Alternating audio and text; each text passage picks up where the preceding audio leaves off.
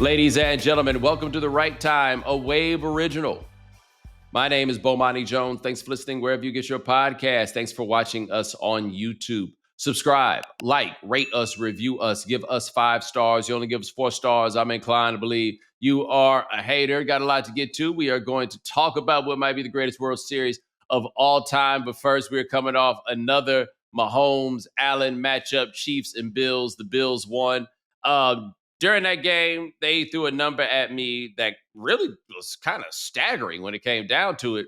They said this is 2020. That was the 10th matchup between the Bills and the Chiefs, specifically with Mahomes and Allen at quarterback.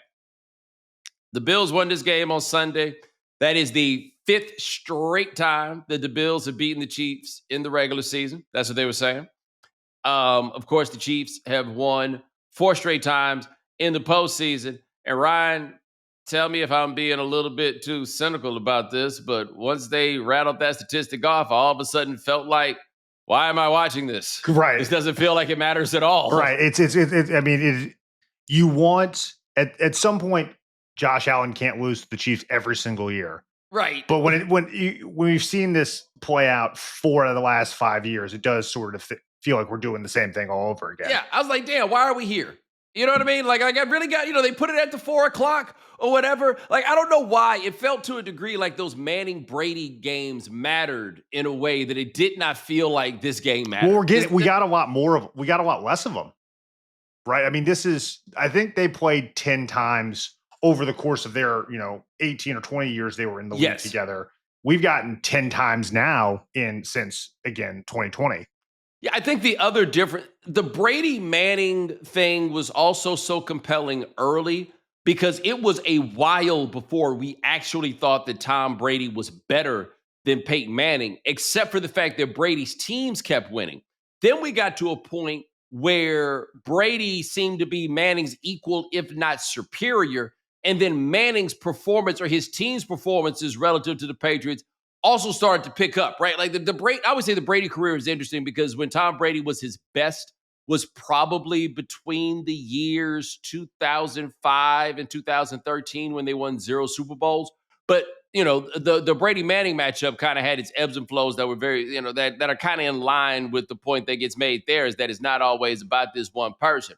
But even still, I get hyped for Mahomes Allen because it feels Mahomes has made none of these games feel important when it comes against these guys because of what it's been in the postseason with those dudes. It's the same thing. I feel like we get a decent number of Mahomes-Lamar Jackson matchups. Now, granted, Mahomes, as I recall, has been pretty thoroughly dominant. If quarterback wins were a statistic, of course, would be pretty dominant in that one. But all of it for Mahomes just seems like, all right, then let on.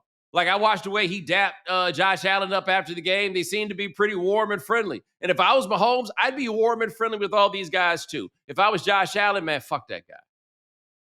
Like, we could never have a dap hug after a game. How could we ever? At some point, I got to stop catching these L's that matter. Caught that L at your own crib. Like, remember that time that Buffalo lost the game, but everybody treated Josh Allen like he won it just because they was ahead with 13 seconds left? Like, somehow it's all about the 13 seconds part, and nobody gives Mahomes credit for walking them down the field with those 13 seconds.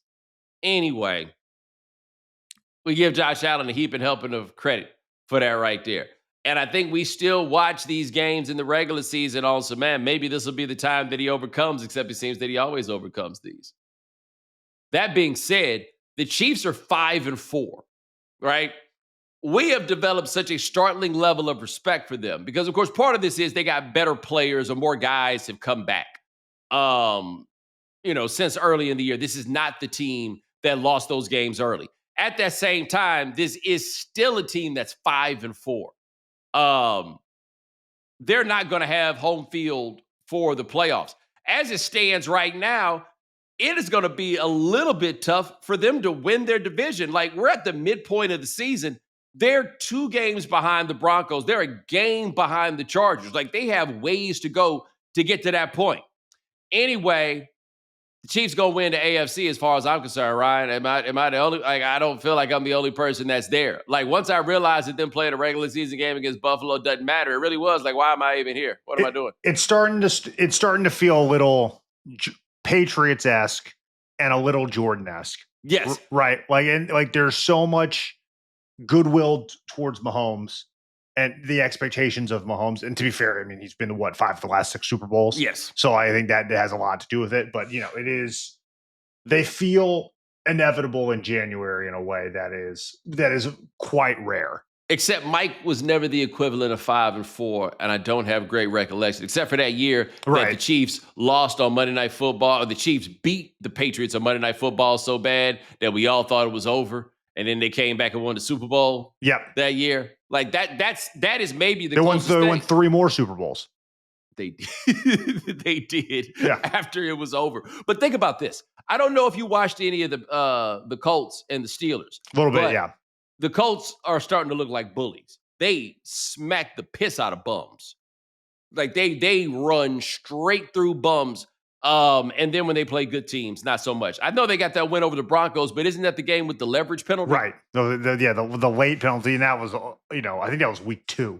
Yeah, but a game it looked like they were going to lose. Like against a team that I don't know how good the Broncos are, but I know they're not bad. Right. And that was another game when Indianapolis plays against good teams. It doesn't seem to go. The Steelers beat them, and the Steelers are leading that division, but the Steelers don't feel like they're a good team.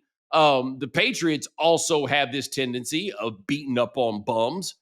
None of this indicates that anybody going to get something on the Chiefs, right? They still seem like those guys. They still seem like that team. But you would think that, like, if they were, this would be a game that they would win. And, this is when you definitely start getting yourself into a space of your own personal level of confirmation bias. And that's when something like that happens, and you just say to yourself, well, hey, they'll be there when it counts. Yeah. It's actually a rather Stugatzian sort of thing, I feel like, that was said in that moment. But like, hey, don't you worry, guys. They'll be there when it counts. That's the stage where we are. But tell me one person that hears that and does not say sincerely to themselves, yeah, they probably will. Yeah, that seems like it. Because I guess I don't feel like I came away from that game feeling great about Buffalo, which I don't think going into it, many of us did. I think the one place where you could say that you did come out of that feeling pretty good about Buffalo is their defense. A touch shaky. Right? A touch shaky. They didn't look shaky in that game. They didn't get run upon like they've been getting run upon. They didn't get Mahomes, I think, had the lowest completion percentage he's had, and God knows when. All of that. Like, these are the kind of things that can make you feel good. But to counterpoint, and I can bet you, since you're probably going to hear this, before my buddy Nick does his TV show, they may roll down a banner, something about them winning their annual Super Bowl. Which, I'll be honest with you, if I was a Buffalo fan, I think I would find myself wanting to fight that dude over that one. However, that seems to be what we got. But nobody else over there looks good. Denver won a game against the Texans with a concussed and out of the game CJ Stroud. Oh, wow. Right. I'm seeing something now that I did not know. Davis Mills still in the league? That did happen to me. I saw a drop back and I heard Davis Mills, except I was mixing him up with the other one, the one that's a coach now. TJ Yates. No, Davis Webb. Davis Webb. Yes. The guy that Cliff Kingsbury kept at Texas Tech instead of Baker Mayfield. Right. That did happen. That did happen. For those who don't remember. But no, I didn't realize that the Panthers beat the Packers. Yeah. The Packers are the real team I feel like all of us want to say is really good, that we all want to love. And they just won't do their part. And to be fair, I think all of us feel that way about Jordan Love specifically. Yes. It's the team and him, because like when he's dealing, he looks like one of the best quarterbacks in the NFL, and then he makes some of the worst throws I've ever seen. Just like, he does. Like threw it to the other side of the end zone where it was just a Panthers player sitting there. It was just boneheaded plays. He looks like Favre before Favre got it together. Right. And it's going to be interesting because the Packers look back fondly on the roller coaster ride of Brett Favre. But it wasn't always fond. Like there's that stretch with those 3 MVPs, and I guess you become kind of like the man incontrovertibly after that. But otherwise, that was a ride. That was a ride. And then you got Aaron Rodgers, who, if he actually had a fault in his prime, is that he was a little too risk averse. Yeah, that was the thing. And now they've got, we're going to see. I think that he is going to be gigantic star quarterback. The thing is, I think the expectations of the Packers kind of require him to be that superstar quarterback like right now. And that does not seem to be the case. Speaking of, actually, I don't have a segue. I just want to bring up that America's team, the Detroit Lions, lost a game to the Minnesota Vikings. And that boy Flores, he dialed up a heater for the Lions. They just simply were not there. They weren't ready. They also really couldn't do like a great job stopping the run. But man, I got to tell you, being invested in a football team and then you look up and the other team quarterback don't even look good, but they winning. I don't like how that feels. Now, Ryan, you're a Saints fan. You don't know anything about what that feels like anymore. No, I remember what that used to feel like. Yeah, that was it was a fun, a very, very fun 11 to 12 years, and now it's never happening again. You did have, like the thing that people don't understand about the Saints is without question the second best quarterback in the history of the franchise is Aaron Brooks. Not even close. And I say it's you guys who don't fully understand that. Correct. By the way. It's not even close. It's not even close. It's not, there's no rational. Yeah, it's not even close. And they've never taken a quarterback in the first round since Archie Manning, right? Right. How is this possible? It feel and they're steamrolling to the number 1 overall pick in a year that doesn't have a quarterback. Correct. Like, what do you under those circumstances? What do you do? They'll prop knowing if Loomis is still there. I'm sure he'll draft an interior offensive lineman. Yeah, I feel like Loomis is going to be there forever. By the way, he's been there, I think, since 2001. Yes, or, he was Chris. I can remember. He was Chris Greer before Chris Greer who just lost his job. Yes. By the way, guys, shout out to the Chicago Bears. You guys amazingly won a game. I wasn't watching the game. I just remember at some point while Ryan and I are kind of texting, trying to go, figure out what we're going to do for the show. And he says, we got to get Bears-Bengals in there. And at that point, I had looked up and the Bengals were ahead in a crazy finish. And there were 20-something seconds left. Except the Bears actually won this game. But what is this is the craziest thing to happen in the NFL this year. And if I'm wrong, you let me know. But it is week 10 of the NFL season. Or maybe it's week 9. It is week 9. My apologies. It is week 9. And Joe Flacco threw for 470 yards in an NFL game. On 10 yards an attempt. An NFL team this year looked around and said to themselves, we got to go get Joe Flacco so we could get better. And they went and got Joe Flacco. And they got better. This actually happened. Like, to the point where Mike Tomlin was mad that somebody got Joe Flacco. Then why didn't we think of that? Yeah, right. All we've got is Aaron Rodgers. Yeah. Like, do you think there's a world in which Aaron Rodgers goes for 470 yards in a game this year? Because I don't. Like, that game they played against the Colts, I was watching that. Dude, he just looks like a guy.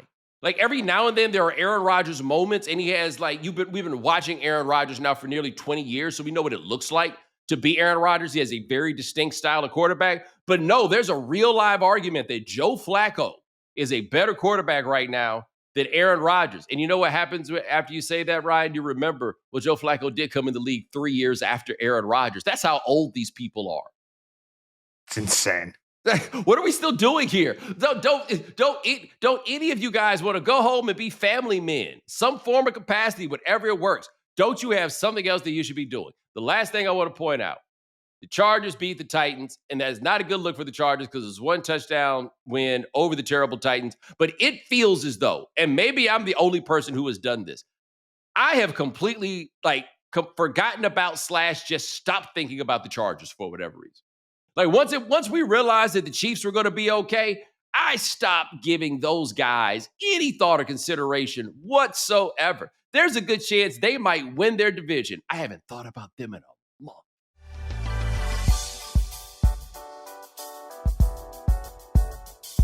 All right, guys. This is a rather difficult situation for me with this World Series. And I hadn't quite, I feel like I had to sift through some feelings. And I didn't imagine that I was going to have to sift through some feelings to watch the World Series, but I did have to sift through some feelings. And I realized that, so I grew up as a baseball fan in the era, when we were a proper country and there were 2 baseball leagues, right? Because right now we have 2 baseball conferences. They don't feel like leagues anymore. They play so many interleague games that there's basically one going on at all times. Everybody uses the designated hitter. There are 2 conferences. There are not 2 leagues. And so it's interesting. Like I played the Immaculate Grid. And for those of you who don't know what the Immaculate Grid is, it's a game that you can play every morning. And it'll be different things, 3x3 square with different things on each axis. And so it'll sometimes be teams, sometimes it'll be stats or whatever. But what it normally involves you doing is playing a game where you try to remember a player that has played for 2 different teams. So somebody who played for the Red Sox and the Philadelphia Phillies? You could go Kurt Schilling. You could go Pedro Martinez. That's how the game goes or whatever. And I find that it can be really, really tricky for me if you ask me to do this with American League teams because I was a National League fan. And so I never actually paid any attention to the American League. So anyway, I had to try to figure out why exactly it was that I had this great level of reservation in rooting for the Blue Jays in the course of this World Series, right? And I thought about maybe there's a little Joel Anderson in us all. And what I mean by that is I noticed that when the Blue Jays are playing against the Mariners, for those of you who don't know, the Mariners are the only team in baseball that has never been to the World Series. Even the Rays, even the Rockies, even the Diamondbacks, all of them, they've all been to a World Series. Every team has been there except for the Mariners. And honestly, I found myself hoping that the Blue Jays would beat the Mariners in the League Championship Series just to keep that factoid on the board. That was it. Like you realize there's a handful of teams that have never been to a Super Bowl. Okay? Handful. I root for one of them, right? It's a lot more of them. Only one team that had never been to the World Series. And I kind of wanted to still have a team that had never been there. I don't know. It just kind of helped or whatever. So the Blue Jays had not won a World Series since 1993. And I was like, well, maybe the difficulty I'm having rooting for them in this World Series is because they haven't won a World Series since 1993. And I want to preserve that factoid because I've hated the Dodgers my whole life. And then I realized, no, that wasn't the problem at all. The problem wasn't about 1993. The whole problem was about 1992. And for those of you who don't know about 1992, that is when the Atlanta Braves, 2 seasons fresh off of 2 seasons prior, where they had finished in last place, and they had finished in last place for 4 times in 5 years before starting one of the most underappreciated runs in team sports history. Anyway, they played a World Series against the Toronto Blue Jays, and they lost that World Series in 6 games on their home field. Canada was out here acting bad in front of us. And then I remembered why I couldn't get down with that. A friend of mine sent me some video from the little watch party they had for Game 6 at the Scotiabank Arena. That's where the Raptors play their games. And I saw them sitting in there. And then she told me how sad they was when they lost. And I was kind of like, hey, that's what you get. And then, you know what? That wasn't even fair. You know what I mean? Like they didn't deserve. That's what you get from me. I would say, though, that a watch party for a Game 6, kind of sort of feels like chancing the fates. Anyway, it got us to a Game 7. And by the time the Game 7 had come around, I was squarely rooting for the Blue Jays. And I mean, it really came down to it. I've hated the Dodgers since I was 7. I only had some beef with the Blue Jays for a week or two, 30 years ago, right? squarely in the Blue Jay zone. But at the same time, I'm also squarely in the Otani zone, where I just wanted to see Otani do amazing things.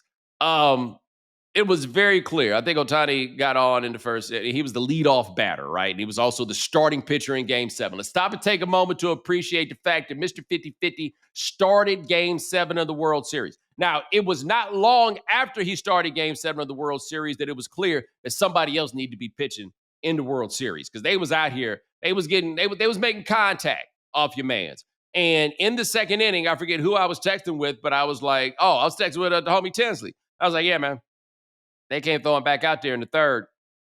That's the one thing I know they cannot do, is throw him back out there in the third. And what is the one thing that they did? They threw him back out there in the third, and it went bad. 3-run homer. Had to get him out of there, right? So as this game is going, and it is cracking in there, I could not, at least I don't think of baseball as a sport where you think about how loud the crowd is. That felt like as loud a crowd as I could remember. Like, it felt like a college basketball loud crowd. You know what I mean? Like, it was just, I couldn't believe how cracking it was in there.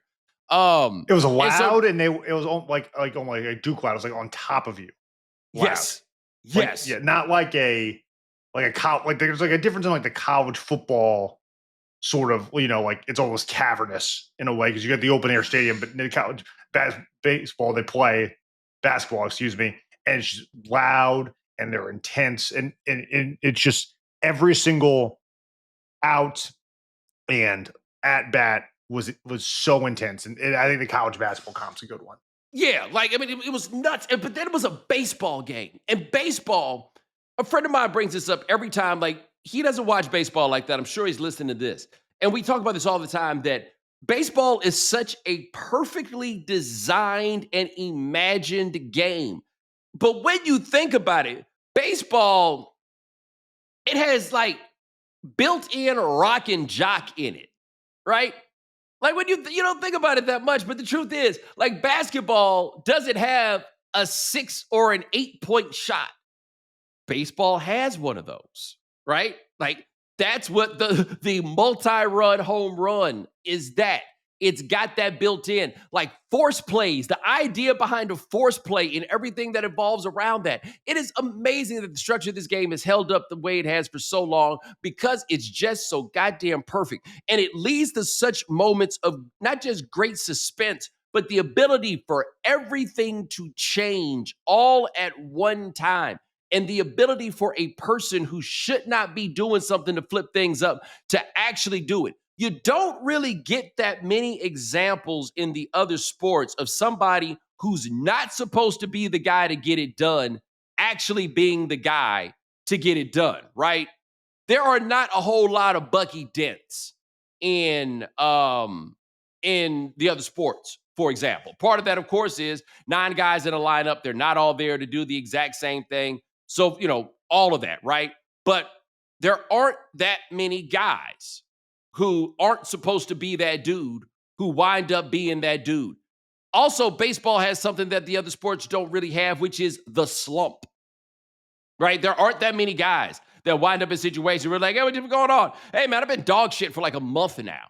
Yeah, I know, it's crazy, right? Yeah, just been dog shit for a month. That doesn't happen. So how many other sports are there where you have a situation where somebody that's been terrible for a month, has the ability to change everything, right? So who's been terrible for a month? This cat named Miguel Rojas was at the plate. I'm going to be honest with you, man.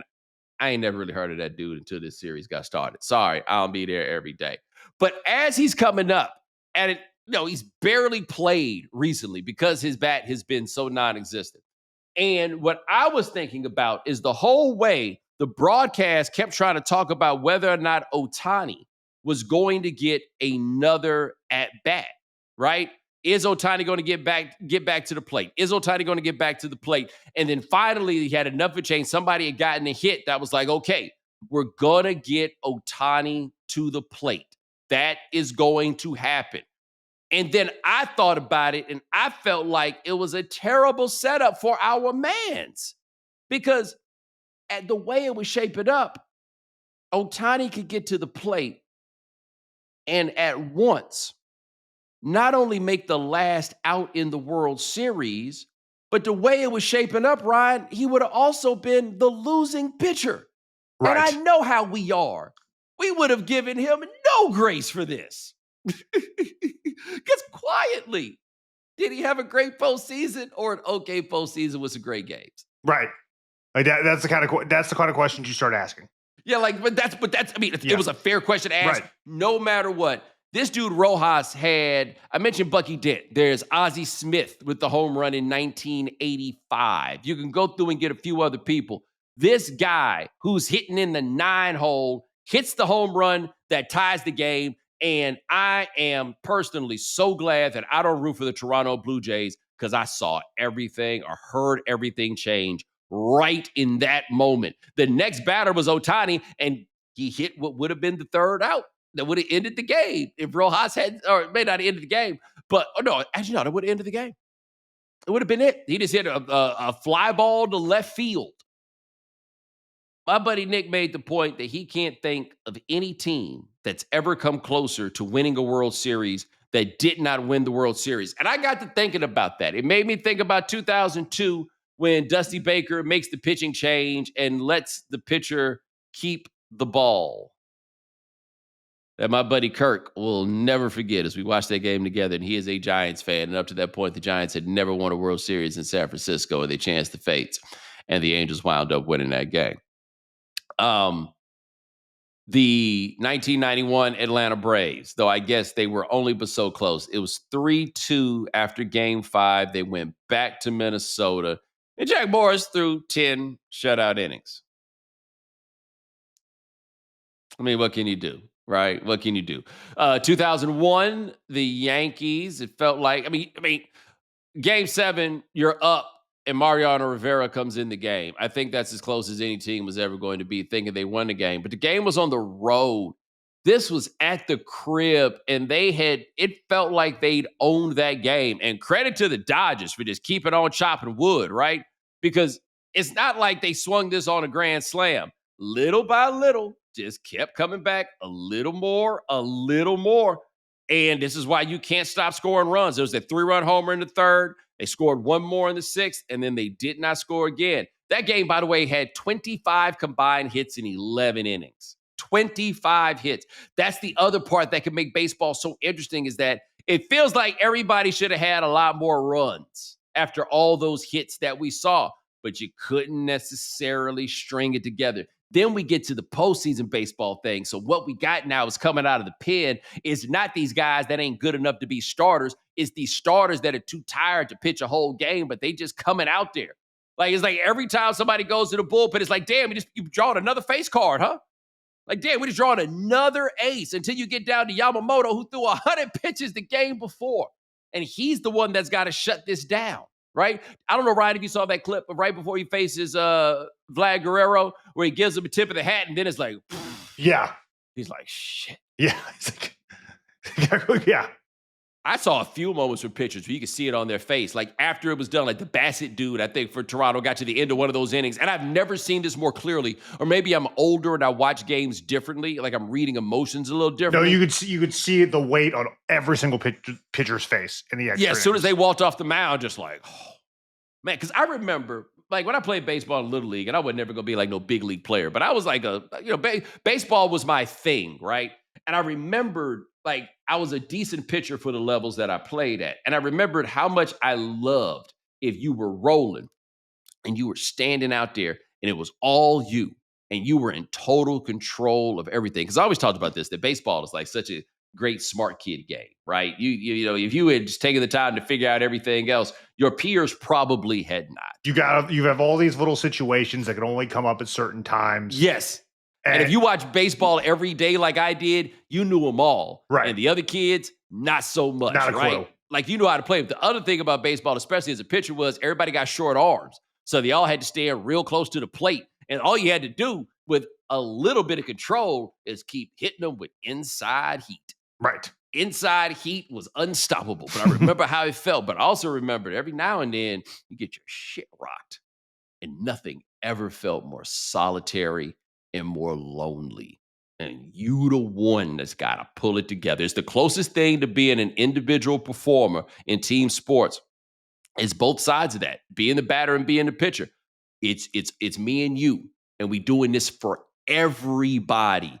And I remember how it would feel, man, when somebody tag you and you just out there by yourself. Like, as much as I like to joke, and we all do, about the unwritten rules, and it's like, well, if you don't like it, you need to just stop them from hitting the home. Well, look, sometimes it don't work that way. All right, like, game recognized game. Just hurry up so we can get this thing to going, man. Like, I get it because of the solitary nature of it. And never before had I recalled just watching the weight on everybody's face in every single moment. It was so intense and it was so incredible. It it felt as close to, like, the older I get, playoff baseball starts feeling like playoff hockey, where anything could be like, oh man, like everything swung, or like soccer is like, oh my God, it was just going this one direction. And then everything swung the other way right then. It was so incredible and so amazing to watch that on Saturday. In a way, it like hit me in such a cool way. Like, damn, this is what it used to feel like all the time. Like, I don't know what happened. I just fell off from baseball. But every time, it's not like I go, like, people are like, man, baseball is boring. Hell no. Baseball's not boring. They just play a bunch of games. But that right there, what you saw on Saturday, I can't think of anything that was messing with that. Man, that was fun.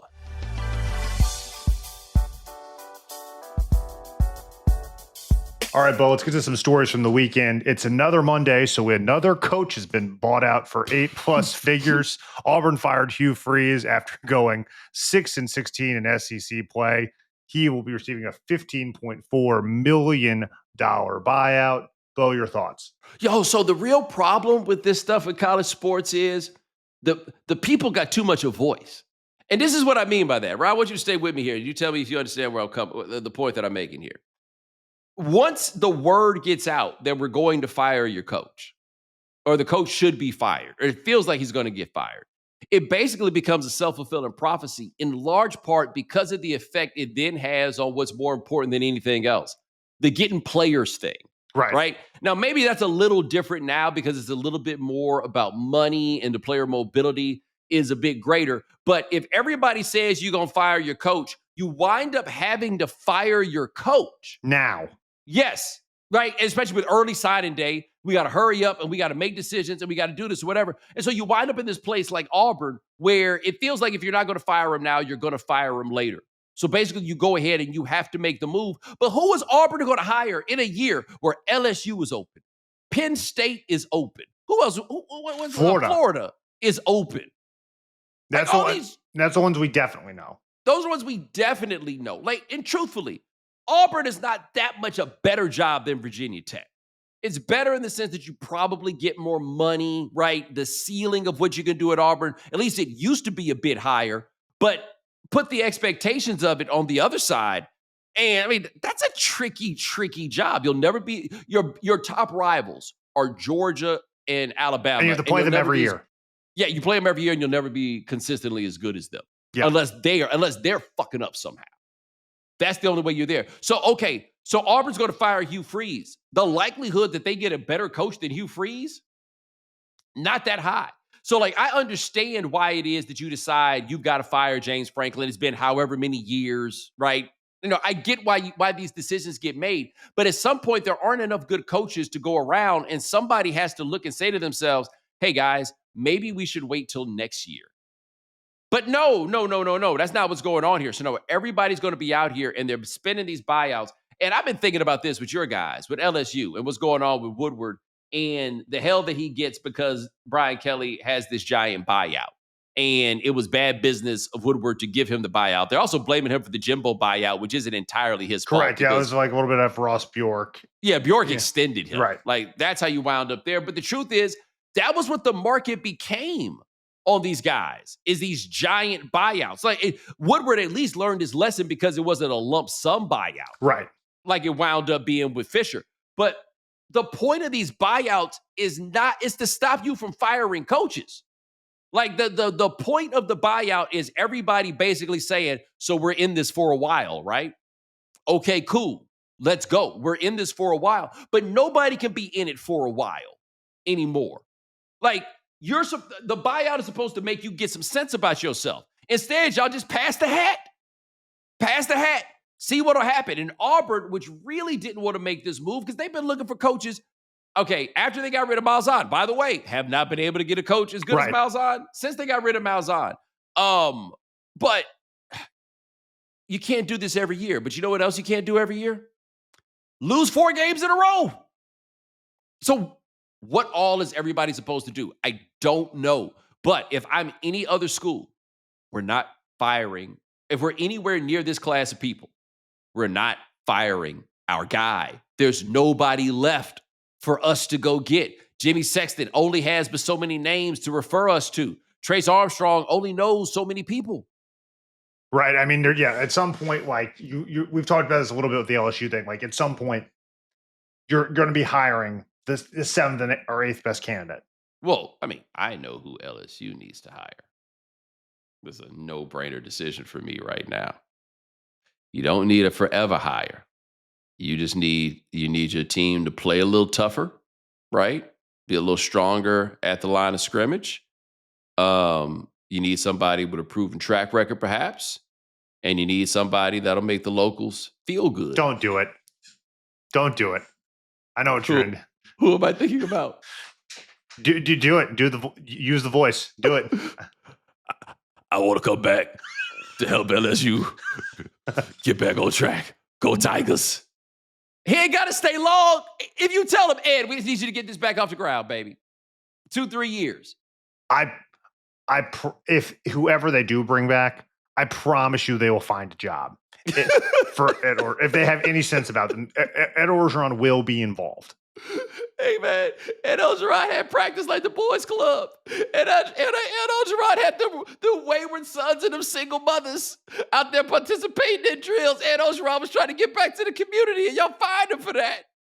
I'm telling you right now, 3 years of Ed Orgeron, you might win another national championship. He couldn't stay, but it didn't mean he can't do it.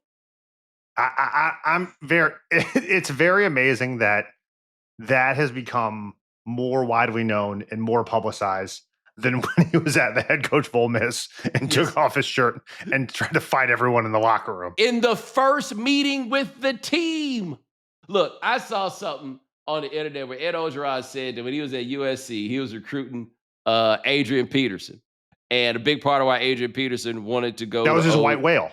Yeah, wanted to go to OU was because his dad was still in the Bing and he could watch the OU games from jail, but he couldn't watch USC games. And Ed Orgeron, hand to God, said that he tried to find a way to get Adrian Peterson's dad transferred to a jail in California. I don't think jail works like that. But the fact that tells me a lot about the things that Ed Orgeron has made happen in his day. That he thought that you can say you can say Ed Orgeron doesn't sound intelligent. You cannot say that he's not resourceful. No. Here's what I think that's the best way to put it about Orgeron. I don't think Orgeron is unintelligent at all. I have no reason to believe that, but you're right. He is crafty. Yeah, he is. I definitely know. He is. If there's a will, there's a way personified. Yes. Hold on, don't give up so fast. Try harder. Go Tigers. All right, let's shift to music. For the first time in nearly 40 years, there were no rap songs in the Billboard Hot 100. Obviously, this is the pop charts that are, to kind of define music over the last 60 or so years. Bo, what was your reaction to this? Look, man, there was a time, this is almost about 20 years ago, there was a week where every song in the top 10 had a rap verse, right? I don't know exactly what it means, though, because I don't fully understand how the charts work. Yeah, right. Like with streaming versus radio, I don't really understand it. And like TikTok can come in there and interfere. But my question about that is, so what the white folks doing? Because that's what this chart is about, by and large, has historically been. The Hot 100 is like what white folks are listening to. Like, that's what you cross over into, is like Hot 100, Top 40, all of this stuff. So what are people listening to if it's not rap? Because it's not as though we got like some new form of music that's come around. What is the thing? Or does any of it actually matter anymore? That's the part that struck me when I heard this, was just kind of like, yeah, does any of it matter anymore? Do any of these devices that we use to measure this stuff, how much of it actually matters in the year 2025? Because I look up and a Taylor Swift song is number one. Oh, all these Taylor Swift songs. Because now what can happen with streaming is somebody puts out an album and you just listen to all the songs on the album, and now you got the whole top 10. I will say this, though. Man, this Leon Thomas guy, I have heard of him, right? He black. Otherwise, boy, it's super white in here. Good gracious. I'm looking at the top 10. My goodness. That Morgan Wallen guy, he's persistent. That talk about someone who I just do not understand, but seems to score a lot of points, if you will. Yeah, but brother, the top 30 is just a bunch of Taylor Swift songs, basically. It's just people listening to Taylor Swift over and over and over again. Yeah. That is what it is. That being said, we didn't just say top 10. We said the top 40. Damn. Yeah.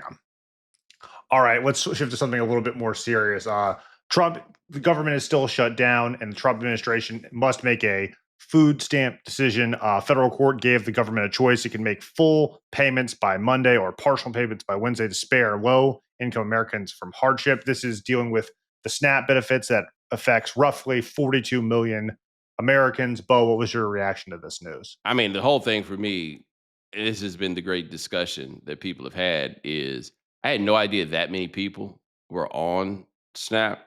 It's a shocking amount of children, too. It is a shocking. Well, that would be my expectations, majority children, right? Yeah. But I am floored by how many people's response to that was, it must be fraud as opposed to, damn, that's a lot of poor people. Like, this country got, what, 300 million people? Right. The fact that this is what we're talking about is nuts. Right. That the sheer number of people is what it is. Now, again, the problem that always comes up in this, and I think this has been a thing that's been interesting to me with a lot of the moves that the right has made at this point, is because the face of poverty in America is black people or people of color, generally speaking, that the actual fact that it's a lot of white people, I don't want to get into proportionate percentages because I don't know that off the top of my head. But when they do this, they messing with the people that's they people. But they don't think about it because it used to be that you could just always wield this against poor people thing against black people. But that doesn't really work anymore. Like, white people seem to be a little bit more intimately acquainted with who they are. It's expensive for everyone to eat. Yes, dude, don't give me. The price game all over the place is so messed up here. But you gotta be careful messing with people but for so long, because that Bob Marley, them belly full but we hungry, that's real. And those are songs about actual factual revolution. Now, this country is not capable of revolution. That part is not going to happen. I'm just telling you, hungry people is a really bad play. Right. It doesn't work out well for anyone. Trust me on that. Right. And finally, the downtown Oklahoma City civil rights sit-in that propelled the movement forward is now memorials where it happened nearly 6 decades ago. Thousands gathered over the weekend to dedicate the National Sit-in Plaza a tribute to the Oklahoma City youth and the teacher who helped spark the nation's sit-in movement. Bo, your reaction to this news? All right. Now, those of you who know me know why I have put this in here is that one of those people involved in that sit-in movement, the leader on the student side, was my mother, Barbara Ann Posey Jones, who was there for the event. Unfortunately, I was not able to make it because of some travel hiccups. I bring this up for a couple of reasons. Number one, obviously, congratulations to my mom on this one. We went last year to OU, where they gave her, it's her alma mater, but they gave her an honorary degree because of her work in this movement. And then it is great that the city of Oklahoma City, Mayor David Holt, and with a big helping hand from Sam Presti of the Oklahoma City Thunder, for making this happen. My mother is incredibly modest about these things. In fact, didn't really say much about going to this, which is crazy because they built a statue of my mom in the city that she's from, right? And she's kind of like, another thing to do over the weekend. Yeah, I got to hurry up and get back home type of thing or whatever. But like, it's so amazing and so cool to me to see this and to grow up as an adult and realize that much of my childhood, I did not properly appreciate the magnitude of the work that my mother had done.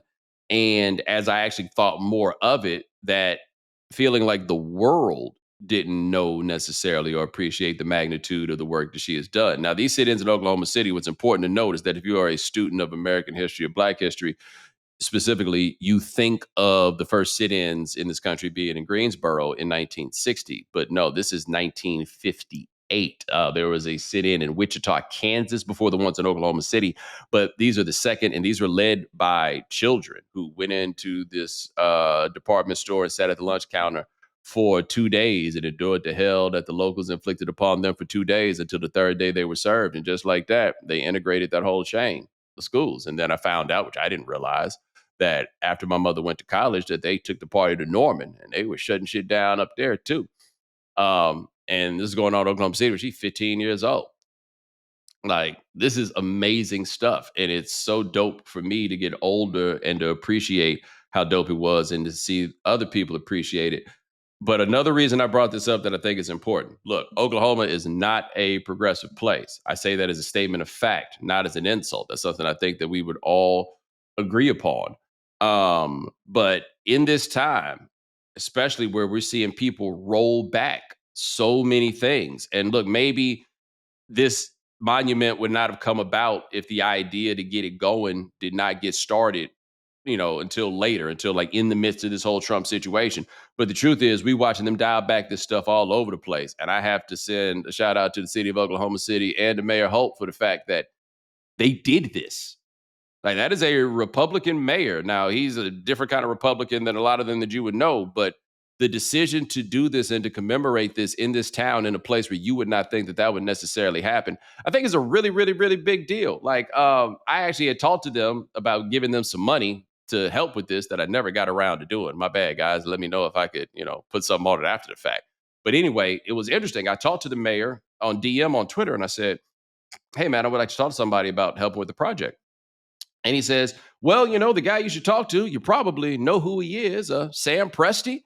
And so I get in touch with Presti and we're on the phone and he's like, hey, so we take the rookies to Memphis to go check out the Civil Rights Museum every year. And he saw something about the Oklahoma City movement. And he says, why did I have to go to Memphis to find something out about this? And so they come back to Oklahoma City, and that's the genesis of this.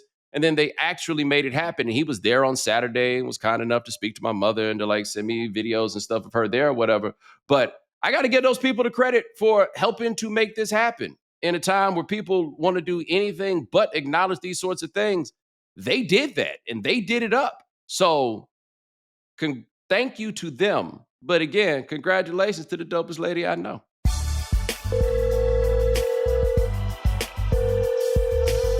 All right, Bo, another great day of voicemails. We'll start to the first one. Greetings, Mr. Jones and Mr. Brumley. My name is Earl, and I'm calling from just outside of Philly. I was hoping to get your opinion on a concert I recently attended.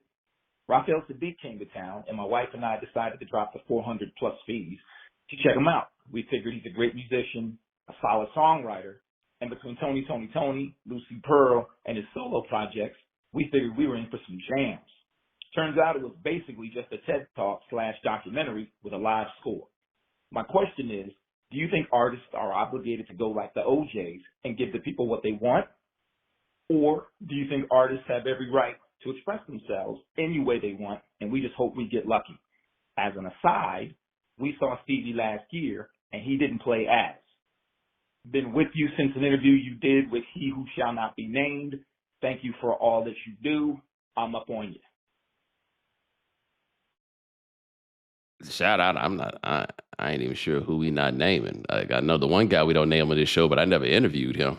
I was curious too. I have to be honest. That was kind of the reason, part of the reason with the voicemails. I'm not sure. Maybe he'll leave another voicemail and tell us who he was talking about. I'd heard about Raphael Sadiq doing this, by the way, on this show.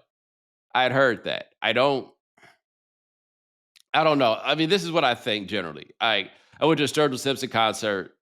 It was either last year or the year before. I can't remember which, but I made a very similar point about that show, which is, hey, man, I want a show. Give me the show. So do the artists have the right to express themselves? However, certainly. But I also think they have an obligation. They know what people paid for. You know what I mean? Like, if you're gonna get a little far afield, you need to make that very clear when people pay for their tickets. But you know what it is that people paid for. So yes, the artist has the right to do whatever they want, except once you start selling this to people. Once you start selling it to people, it is a product. And you owe it to them to give them their money's worth. It's what the last 45 minutes are for. Just run through all your hits. Yeah. This is what it is. Like, this is, I watch a lot of Prince concerts on YouTube, and you can tell the different points at which he's like trying to make a different point, and then it's like, hey, buddy, let's go crazy. Let's get nuts. Okay. Thanks.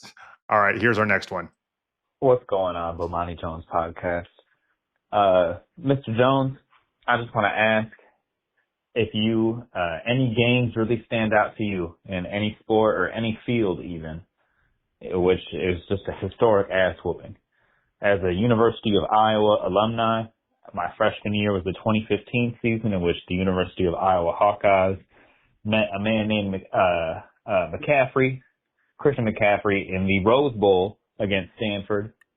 And I watched that. He whooped our ass so bad, I learned about football that day. Like, oh, we thought they were going to give it to him, so they threw it over the top. Again, and again, and again. And then they let him run it. And he scored again and again and again. So any historic ass whoopings which taught you about a sporting event.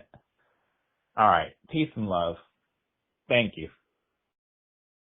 Yeah, I don't know how much I got educated per se, but January 1st, 1991, Texas played against Miami in the Cotton Bowl. It is the day that I learned that my daddy's favorite phrase in the midst of a sporting event is beat them down.